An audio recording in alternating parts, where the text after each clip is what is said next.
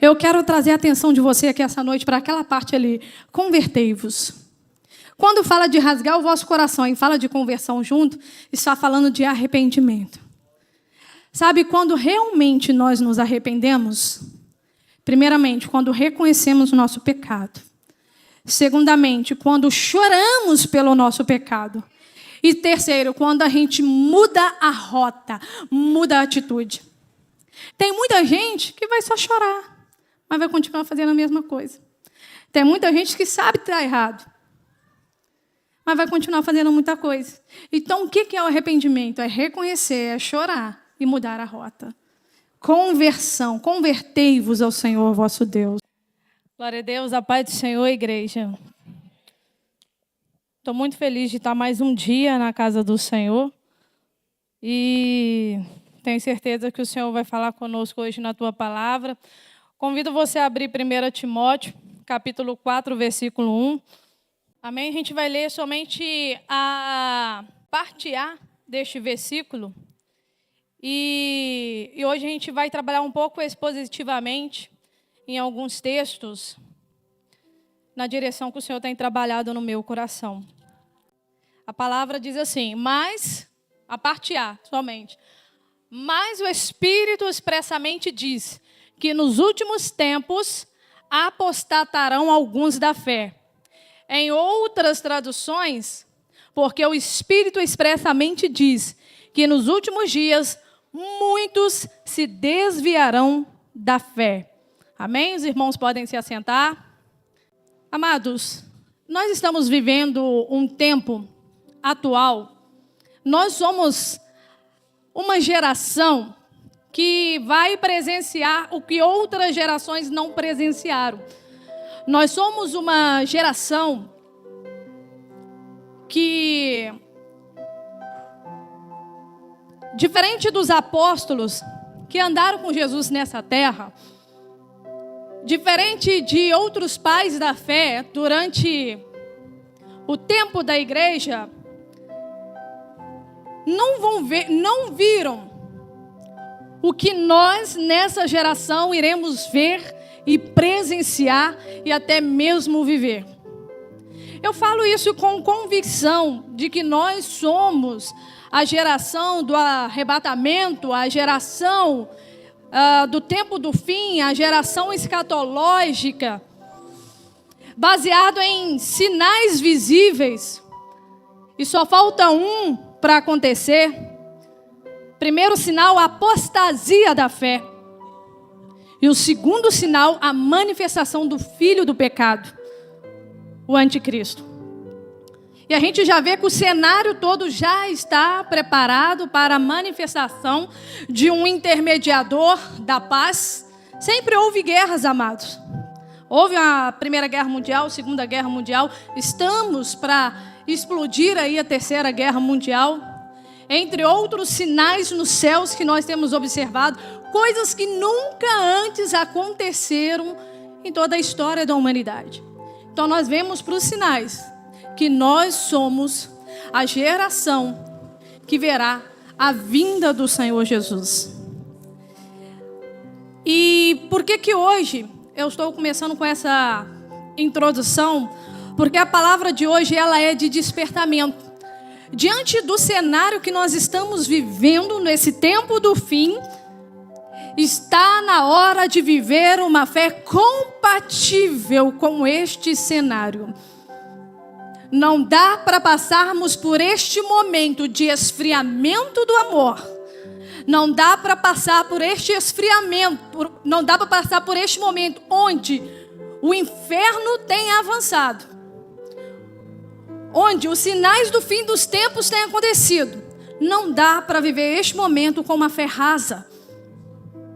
Precisamos, neste momento, restaurar a fé compatível com este momento da igreja. E é nisso que o Senhor vai trabalhar conosco aqui essa noite. A gente vê que também nos últimos dias se fala do avivamento. Quando nós vemos em Joel capítulo 2, nós vemos que os jovens, Eles profetizariam, os velhos sonhariam, os filhos teriam visões, os jovens teriam visões e os filhos profetizariam. Nós vimos que a promessa também para este tempo é uma promessa de avivamento. Nós vemos que ante a vinda do Senhor, o evangelho do Senhor será pregado em todo mundo. Mas eu me encontro nessa noite num paradoxo. Porque ao mesmo tempo que o evangelho vai ser pregado, ao mesmo tempo que o avivamento virá, é o texto que nós lemos hoje. Muitos também abandonarão a fé. A gente se pergunta, oxe, Stephanie, se o evangelho vai ser pregado, se a promessa para esses últimos dias é de avivamento, é de jovens tendo visões, filhos profetizando, velhos sonhando, por que que nesses últimos dias muitos abandonarão a fé?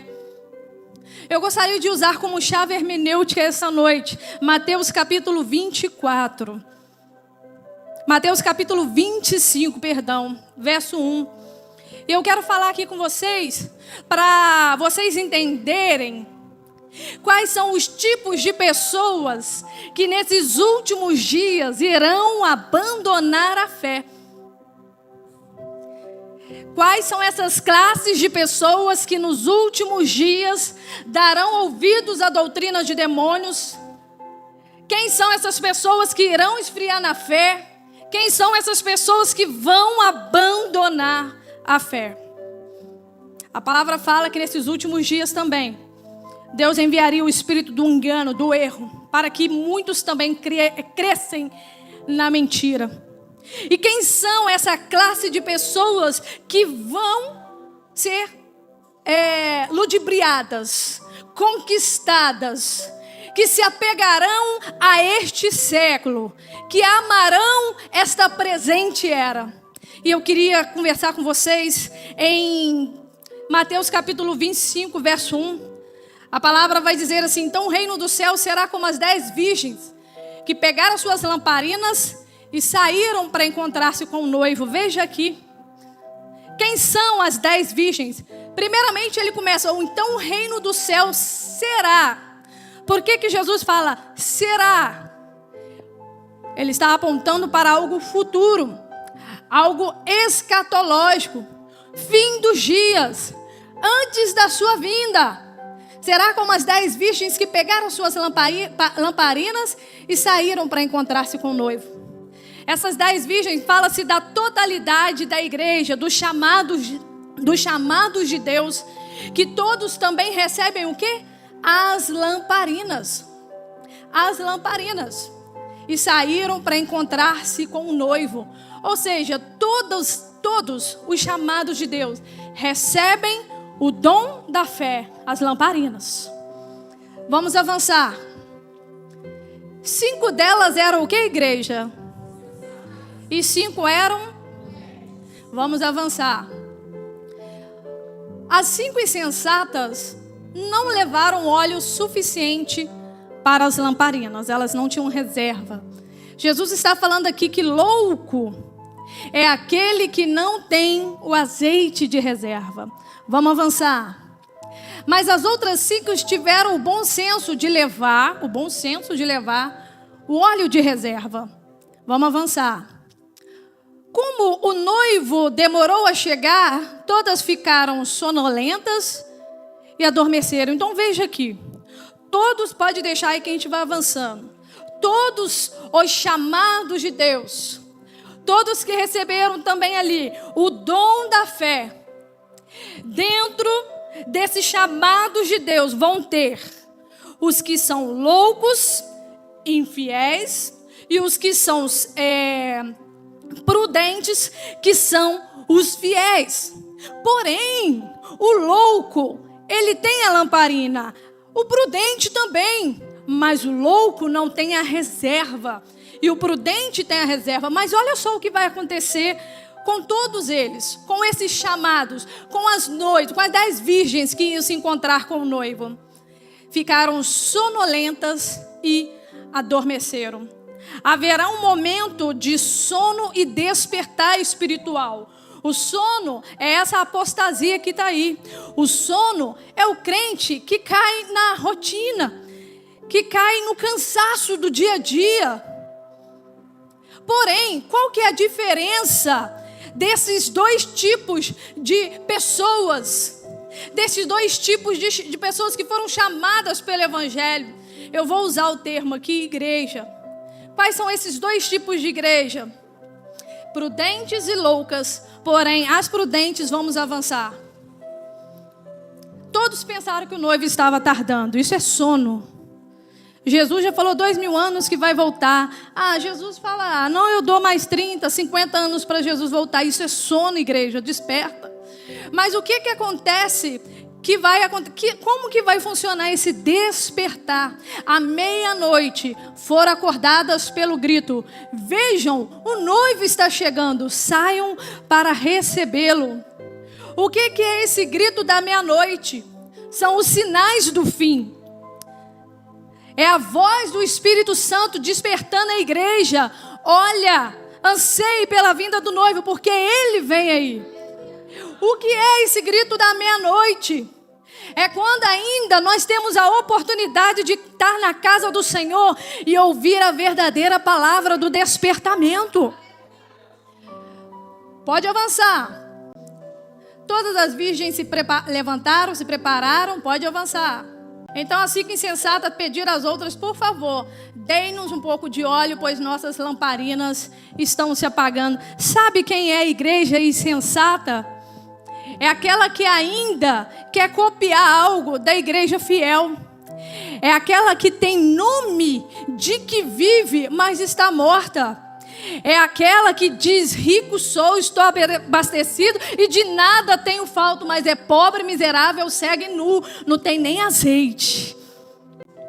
Agora, quem são as virgens? Quem são os crentes? Quem é a igreja que tem a reserva do azeite? Pode avançar. São aquelas que têm a presença do Espírito Santo. São aquelas que, em meio ao cansaço, a rotina do dia a dia, os desafios, os apontamentos, as perseguições, as calúnias, que em meio até mesmo às batalhas espirituais incansáveis do inferno, não deixam de buscar e recorrer à presença do Espírito Santo. Olha só, não temos o suficiente para todas. O azeite que você busca para a tua vida, a tua reserva é para a tua vida. Cada um é responsável pela construção de uma vida com o Espírito Santo. Cada um é responsável pela sua própria vida espiritual. Não terceirize o seu declínio espiritual. Não terceirize o seu sono espiritual. É a sua responsabilidade todos os dias reabastecer-se do Espírito Santo. Vamos avançar. Quando estavam fora comprando óleo, o noivo chegou. Ou seja, essa igreja infiel vai perder o time. Vai perder o time. Jesus vai aparecer de surpresa como ladrão para essa igreja, porque ela não estava esperando. Ela não tinha encontros com o Espírito Santo. Então as 5 que estavam preparadas entraram com ele no banquete de casamento e a porta foi trancada. Pode avançar. Mais tarde, quando as outras 5 voltaram, ficaram do lado de fora clamando: Senhor, abra-nos a porta. Essa igreja aí é aquela que vai falar assim: mas Senhor, em teu nome nós profetizamos, nós expulsamos demônios, nós curamos. Senhor, em teu nome eu abri 5, 6, 10, 20 igrejas. Eu tinha um império que foi aberto em teu nome. Senhor, meu ministério era cheio de unção, de poder, mas não era cheio do caráter. Não deixou o Espírito Santo formar o caráter. Não teve intimidade. Deixa eu te falar, unção não forma caráter. O que forma caráter é você ser revestido de fé, da verdadeira fé. Esse azeite aqui que elas tinham de reserva, que eu já falei aqui, é a vida de oração, de intimidade com o Espírito Santo. Ou seja, quando nós vamos ler a parábola também da viúva que vai até o juiz e ela ali pede pela causa dela, A parábola começa assim, e Jesus contou uma parábola sobre o dever de orar sempre e nunca desistir. E aí ele conta a parábola e no final ele fala: por acaso quando o Filho do Homem vier achar a fé na terra? A oração, a vida de oração com o Espírito Santo é a fé que o Senhor vai voltar e vai vos procurar em você. E outro tipo de pessoa que nós vemos aqui, outro tipo de nécio, se encontra em Mateus, capítulo 24. Quando o Filho do Homem voltar, será como no tempo de... Vamos avançar. Nos dias antes do dilúvio, o povo seguia a sua... de banquetes, festas e casamentos, até o dia que Noé entrou na arca. Pode avançar. Não perceberam o que estava para acontecer até que veio o dilúvio e levou a todos. Assim será na vinda do Filho do Homem. Se você também for olhar em Lucas 17, fala sobre os dias de Ló, compravam e vendiam. Então, casar, fazer festa, banquete, comprar e vender. Jesus vai voltar neste cenário, onde muitos vão estar continuamente com a sua rotina, onde muitos vão estar seguindo com a sua rotina. Mas estes serão pegos de surpresa. E eu vou te falar o porquê que para estes foi pego de surpresa. Não perceberam a vinda do Senhor, porque estavam com o foco na terra. Não buscava e nem pensava nas coisas que são do alto.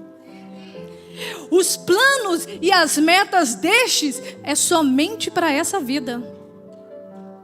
Somente para essa vida. Vive uma rotina sem colocar o reino de Deus em primeiro lugar. E sabe o que acontece quando a gente vive esse estilo de vida? Ele amolda o nosso comportamento. Nós passamos a criar expectativas nessa terra. Quem vive somente planejando para essa vida, a palavra chama isso de miserável. Quem espera em Cristo por essa vida é o mais miserável dentre os homens. Mas quem planeja somente para essa vida, onde nenhuma meta, ele não tem nem meta para o reino, ele tem a meta de vida, de fazer a casa dele, de ter os filhos, de ter os netos, de comprar, vender. Mas pergunta, você tem meta para o reino de Deus? Qual que é a sua meta até o fim do ano? Para o reino de Deus ganhar algum ponto, ganhar alguma coisa através da sua vida. E o que acontece? Quando você vive esse estilo de vida, você perde a expectativa pela vinda do Filho de Deus. Você perde o amor pela vinda do Filho de Deus. A palavra vai dizer que há um presente, um galardão para aqueles que amam a vinda do Senhor. 2 Timóteo 4:8. Que presente é esse para aqueles que amam a vida do Senhor, que tem expectativa, que enquanto o noivo está ausente, ele chora e jejua para que o noivo retorne. Qual que é esse presente que o Senhor tem para mim e para você? 2 Timóteo 4:8. Olha que presente você vai receber só por amar a vinda do Senhor. De tão importante é que nossas expectativas, nossos pensamentos, nossas forças, a nossa espera estejam evidenciadas pela vinda do Senhor. Agora o prêmio me espera, a coroa de justiça que o Senhor, o justo juiz, me dará no dia da sua volta. E o prêmio não será só para mim, mas para todos que com grande expectativa aguardam a sua vinda. Na João Ferreira de Almeida, vai dizer o quê? João Ferreira de Almeida. Pode pôr outra aí, é o ACF. Vai dizer o quê? Que todos que amam a vinda do Senhor, eles têm a coroa da justiça. Veja, vai ter. Olha lá, mas também a todos que amarem. Você ama a vinda do Senhor? Você ama essa ideia de Jesus voltar? Você tem essa expectativa? Volta, meu noivo. Volta, Jesus. Não, essa terra está sem graça. Eu quero por vir. Oh, meu Senhor, enquanto eu estou aqui, como que deve ser minha meta, meu estilo de vida, o que eu devo planejar para ti, para o reino, porque Ele está em primeiro lugar. Devemos amar a vinda do Senhor Jesus. O noivo deve ser desejado, deve ser procurado nas recâmaras dos nossos quartos, nos leitos de nossa cama, em lágrima, em sinceridade, em declaração, em paixão. E aqui vai apertar um pouquinho para os homens, mas considerar isto: se o pai de família soubesse a que vigília da noite havia de vir o ladrão, vigiaria e não deixaria minar a sua casa. Pode avançar. Por isso estáis vós preparados também, porque o Filho do Homem há de vir a hora que não penseis. Volta um pouquinho, só esse versículo. Deixa eu falar aqui com o pai de família, com aquele que vai casar, com aquele que é casado. Hoje, em pleno século 21, está um pouco diluído a ideia de chefe de família. Quando se fala chefe de família, pelo avanço do feminismo, vamos dizer assim, soa como machismo. Mas a palavra é bem clara em instituir o homem como sacerdote do lar. A palavra é bem clara em instituir responsabilidade sobre o pai de família que não competem à mulher. A mulher, no caso, é a auxiliadora. Mas está acontecendo que com essa diluição do evangelho, o fardo está ficando sobre as mulheres também. Muitas mulheres chefiando lá, mas não é esse o propósito original de Deus, desde a criação de Adão. Então o chefe de família, ele deve o quê? Segundo a palavra do Senhor, ser o cabeça do lar. Jesus é o cabeça dele e ele é o cabeça do lar. Segundo, amar a esposa como Cristo amou a igreja. E terceiro, disciplinar os seus filhos. Quando lá em Efésios vai dizer, em Efésios 6,4 vai dizer para os pais disciplinar os filhos, aquele pais no plural, no grego está se referindo à figura masculina. Masculina, aquele pais ali, ó, é a figura masculina, não é o pai, a mãe, é pai de pai mesmo. Porque há responsabilidades que Deus vai cobrar ao homem. E a mulher, nessa missão, ela deve o quê? Auxiliar o seu marido, o seu esposo. Porque hoje o alvo de Satanás está sendo a sua casa e o seu lar. Enquanto você, pai, esposo, esposa, mãe, não abre os seus olhos pelas distrações que o inimigo sorrateiramente tem entrado no lar, ele está minando a sua casa. Ele está roubando bênçãos da sua casa. Ele está minando e roubando promessas de Deus da sua vida. Porque o inimigo tem encontrado brecha por causa do sacerdócio do lar, que anda em falta nas suas responsabilidades. Como cabeça, como marido e como pai. Nós iremos, os pais irão dar conta ao Senhor naquele dia. A vinda do Senhor se aproxima, a sua família está preparada para encontrar com o Senhor? Os seus filhos estão disciplinados para encontrar com o Senhor? Nós vamos ler a partir do verso 45 de Mateus 24. Quem é, pois, o servo fiel e prudente, a quem o Senhor constituiu sobre os seus servos para dar-lhes o sustento a seu tempo? Pode avançar. Bem-aventurado aquele servo quando vier achar fazendo assim. Mantenha aí. Aqui ele está falando com outra classe de pessoas que são prudentes e imprudentes. São aqueles a quem o Senhor confiou uma obra. São aqueles a quem o Senhor encabeçou sobre algo na casa de Deus. Aqueles que o Senhor encabeçou sobre algo onde aquilo que você gerencia, administra, tem influência sobre pessoas. Onde seus conservos, seus irmãos podem ser beneficiados através dos bens e daquilo que o Senhor te confiou. Então aqui fala tanto do empreendedor, do empresário, do pastor, o líder de jovens, o líder do louvor. Aqui fala todos aqueles que têm o poder de beneficiar o seu irmão e o seu próximo. Ele tem sobre ele algo que o Senhor confiou, uma autoridade administrativa. Então, sobre este, o que o Senhor tem como presente? Vamos ver aqui. Quando o Senhor vier e te achar, meu amado, com a mão no arado, não olhando para trás, mas multiplicando tudo que vem à tua mão. Pode avançar. Em verdade vos digo que o porá sobre todos os seus bens. Quando o Senhor vier, no governo dele, no reino, no porvir, o Senhor te colocará no lugar de honra, de mais autoridade e de governo, porque você fez bem nessa vida. Para, gente, para um pouco e viaja nisso.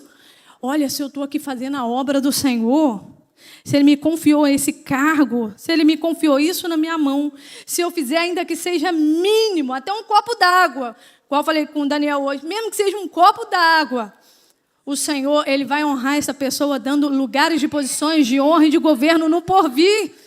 Isto é promessa. E agora, e se nós começarmos a ficar relaxados, fazendo a obra do Senhor relaxadamente? Vamos avançar a quem o Senhor compara este.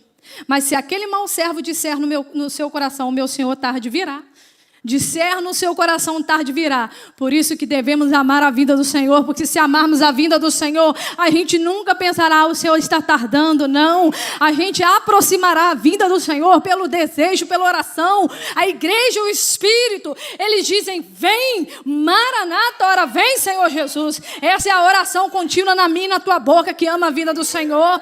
Não podemos pensar, o Senhor tardará, porque senão isso vai afetar nosso estilo de governo, nosso estilo de liderança. Isso vai afetar a forma como a gente administra. E vamos ficar relaxados e pensando nessa vida. E o Senhor chama esse de mau servo. Vamos avançar. E começar a espancar os seus conservos. Desprezar aí aqueles que o Senhor confiou na tua mão. É muito grave. É muito grave. E a comer e a beber com os ébrios. Pode avançar. O que é comer e beber com os ébrios hoje? No contexto de hoje. Na vida do cristão, existe muita embriaguez que não é por álcool. Existe muita embriaguez que é por distração. Existe muita embriaguez que é por ativismo, até mesmo ministerial. E não uma vida com o Espírito Santo. Virá o Senhor daquele servo no dia que não espera. A hora em que ele não sabe. Pode avançar. E separá-lo-á, e destinará a sua parte com o mau servo. Aquele que o Senhor confiou um cargo, aquele que o Senhor colocou uma direção, confiou algo para abençoar o seu próximo.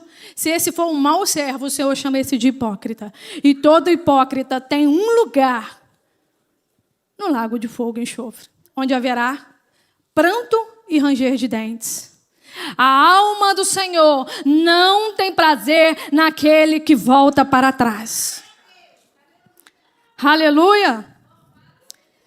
Como foi falado aqui, igreja, nós estamos entrando num cenário, possivelmente de terceira guerra mundial. E eu não estou sendo aqui fatalista. Eu não quero vir aqui, como diz o termo coach, abaixar a sua frequência. Isso não tem na ótica do reino. Isso chama-se despertamento. Tudo que está sendo falado aqui é para que a sua esperança, os ingredientes da sua esperança, o alvo, o autor e consumador venha a ser Jesus Cristo. A nossa esperança, a âncora da nossa alma, ela está à destra de Deus Pai, ela está além do véu, ela está no santo dos santos. A sua esperança, a sua visão, os seus olhos, tudo que você deseja, crê, imagina, é a eternidade. Isso aqui é para formatar a sua esperança essa noite. Tirar os seus olhos da terra e fixar os seus olhos no Senhor Jesus, autor e consumador da sua. Precisamos de uma fé compatível para este momento. Quando vem uma guerra, vem fome, vem praga. Agora me fala, essa geração fast food, instagramável, viciada em dopamina. Isso aqui é vício de dopamina. Está preparada para viver dias piores? Precisamos elevar a nossa fé. A nossa fé precisa ser compatível para este momento. Não é o fato da gente ser brasileiro, não estar envolvido nessas questões, que a gente não vai ser afetado. Tudo tem suas proporções. E o que a gente precisa para esses dias? Lembra que eu comecei falando? Abre Joel 2, para mim, fazendo um favor, Joel 2:12. Lembra que eu comecei falando que a gente encontra um paradoxo quando se fala do avivamento e ao mesmo tempo se fala da apostasia? O que a gente precisa para esses dias? Nós precisamos buscar um vinho novo, meu amado. Nós precisamos buscar para esses dias um vinho novo, trocar nossos odres pela revelação que o Senhor tem para esses dias. Se nós somos um povo pentecostal, nós cremos no Logos, no Rema, ou seja, no escrito e na iluminação dessa palavra para esses dias, o Rema. Nós precisamos estar com o diapasão dos nossos ouvidos afinados e entender o que o Espírito expressamente está dizendo nesses dias. O que o Espírito Santo tem como anseio e expectativa da minha vida e da sua vida. Vinho novo. Troque o odre e busque vinho novo para a tua vida. E agora, como que vai vir o nosso avivamento? Como que vai agora a gente consertar o que está dando errado até então? Muita coisa está errada, mas aqui que estão ouvindo essa palavra, as pessoas que estão aqui ouvindo essa palavra, meu amigo, minha amiga, minha irmã, vocês não têm noção de como somos privilegiados de ouvir isso que o Senhor está falando aqui. Isso aqui é despertamento. Ainda assim, agora mesmo, diz o Senhor, convertei-vos a mim de todo o vosso coração. E isso com jejuns e com choro. E com pranto. Vamos avançar.